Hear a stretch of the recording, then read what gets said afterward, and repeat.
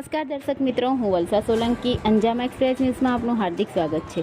સમાચાર છે. નર્મદા જિલ્લા ડેડિયાપાડા તાલુકાના અમીરો તથા ગરીબોના અને ભોળી જનતાના ધારાસભ્ય શ્રી ચૈતરભાઈ વસાવાને વન કર્મચારીઓને ધમકાવવા અને ફાયરિંગ કરવાના મામલે ચૈતર વસાવાએ પોલીસ સમક્ષ સરેન્ડર થતાં પોલીસ અને પ્રજા વચ્ચે ઘર્ષણ જોવા મળ્યું. ચૈતર વસાવા 1 મહિના સુધી એમના ઘરમાં જ હતા. જો કે ગુરુવારે એએપી નેતા યુવરાજસિંહ જાડેજા તેમજ ગોપાલ ઇટાલિયા સહિત મોટી સંખ્યામાં આવેલા સમર્થકો સાથે ચૈતર વસાવા ડેડિયાપાડા પોલીસ સ્ટેશનમાં પહોંચ્યા હતા.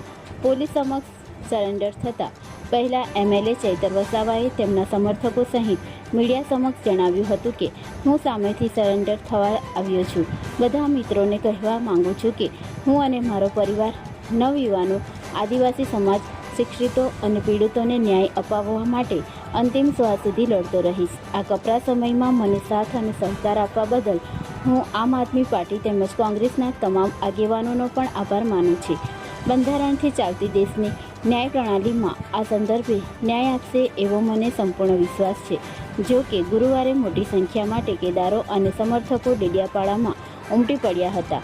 ઉલ્લેખનીય એ છે કે આ પ્રકરણમાં ફરાર ડેડિયાપાડાના એમએલએ ચૈતર વસાવાએ રાજપીપળા સેન્સર કોર્ટ તેમજ હાઈકોર્ટમાં આગોતરા જામીન અરજી કરતા કોર્ટે ફંગાવી દીધા હતા.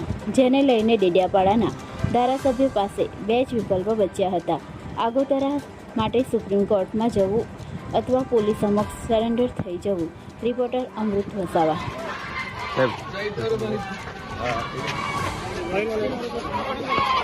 ધીમે ધીમે ધીમે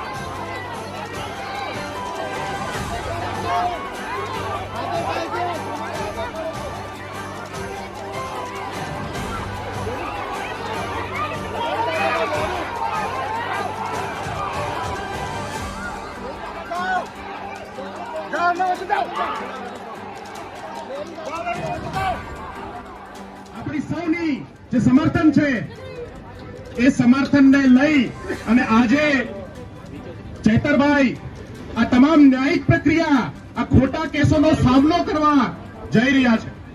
આપણે સૌએ ચૈતરભાઈના સમર્થનને અંદર ઘર ઘર સુધી જવાનું છે, એક એક વ્યક્તિને જગાડવાનો છે. આ એક આદિવાસી સમાજનો આપણે આભાર માનવો જોઈએ કે વર્ષો પછી એમણે ચૈતર વસાવા જેવા એક લોક નેતાને જન્મ આપ્યો છે. હું ડેડિયાપાડાની જનતાનો આભાર માનું છું કે આટલા મોટી તંત્રની સામે એમણે એક યુવાનને પોતાનું પ્રતિનિધિત્વ કરવાની જવાબદારી આપી અને એ યુવાન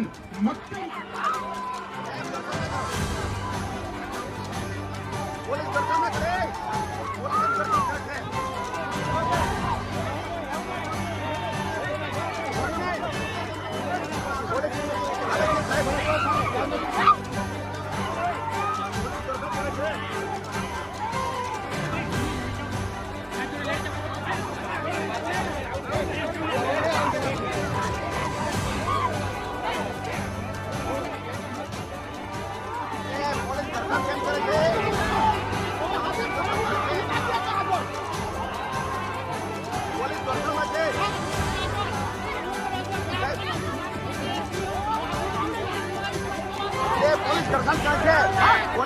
પોલીસ દર્શન કરે છે.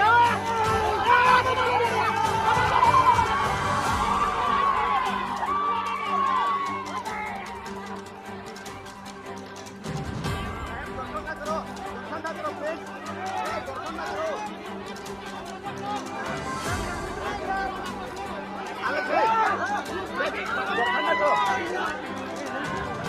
અમારી ચેનલને લાઇક, શેર અને સબસ્ક્રાઇબ કરવાનું ના ભૂલશો. ધન્યવાદ.